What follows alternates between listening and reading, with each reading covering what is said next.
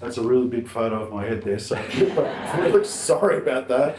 I wish I'd seen the slides in advance, but Uncle Tony pointed out, goes, "Hey, there's you." Thank you, Uncle Tony, for the welcome to country. Acknowledge your family and the Wurundjeri people as traditional owners of these lands. And I pay my respects to you and to all elders past and present, and to all First Peoples here today. Yes, I had the privilege of joining the Walk for Truth on Wednesday, which was nice bit of closure for those of us that did actually work in the got the opportunity to work at the Rural Justice Commission.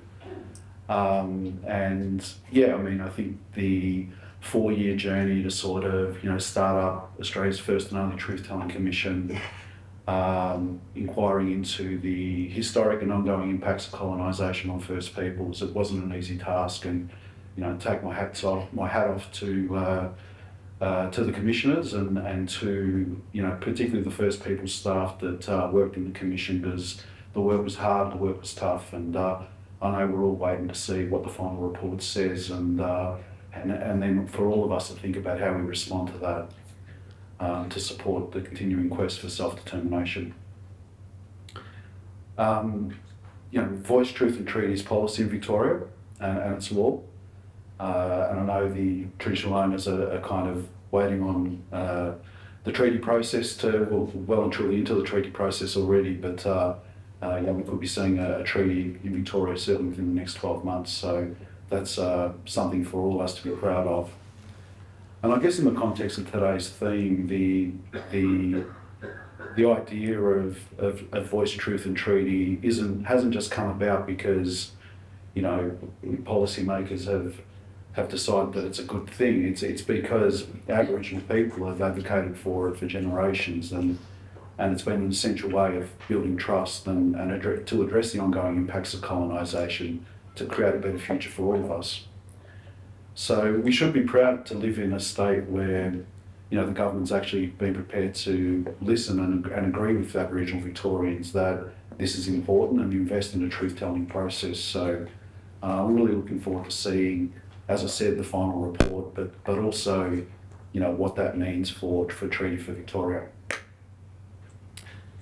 The program today at the Service Providers Conference is also a testament to how our communities have impacted the AOD policy landscape and service landscape.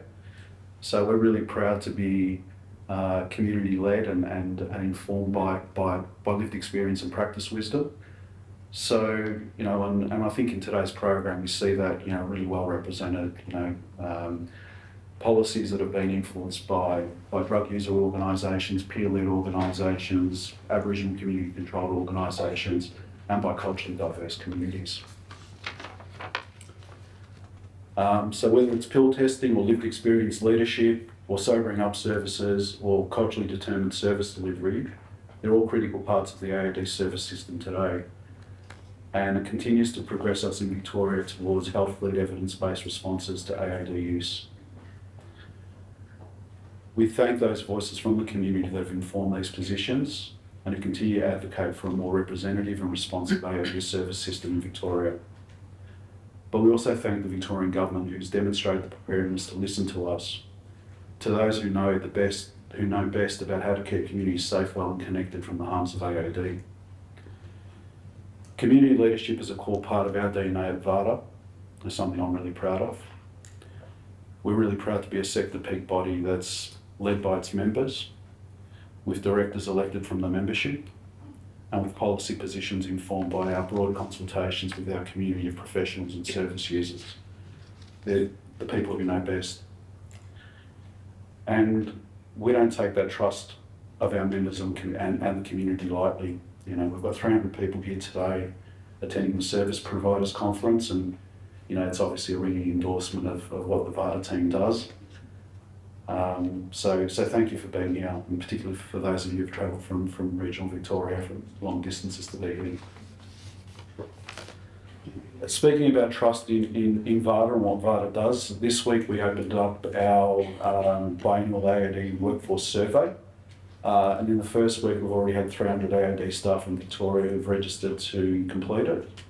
So again, a ringing endorsement of what we do, and it's a very important piece of work that Scott and the team are leading, because it's the results of it will definitely inform our future advocacy on the AOD, the needs of the AOD workforce. So if you haven't opted into the survey, please do. I think there's a QR code there, and it'd be great to, I think we're hoping that 500 people will do it, which will give us a pretty good data set of who our sector is or who our workforce is.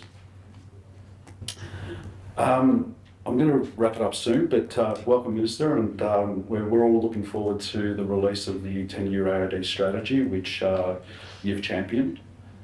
And from my perspective, I'm actually positive that it's going to deliver on the expectations of our sector. People have waited a long time for something like this, and expectations are high. But I think having been a member of the sector reference group and watching the process that's been undertaken by the department, I feel that it's kind of built on those principles of trying to listen to the community, trying to listen to the experts, really sort of responding and adapting to what's being sort of shared. So whether it's from the strong voices of the sector reference group, but also from the broad consultations that have been undertaken, I think I'm confident that it's going to reflect our aspirations for, a cohesive service system where people can get the support they need when they need it.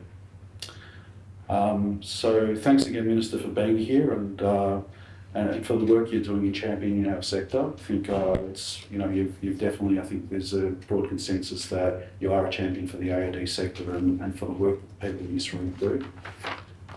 So I will exit stage left and hand back to you, Tamsin.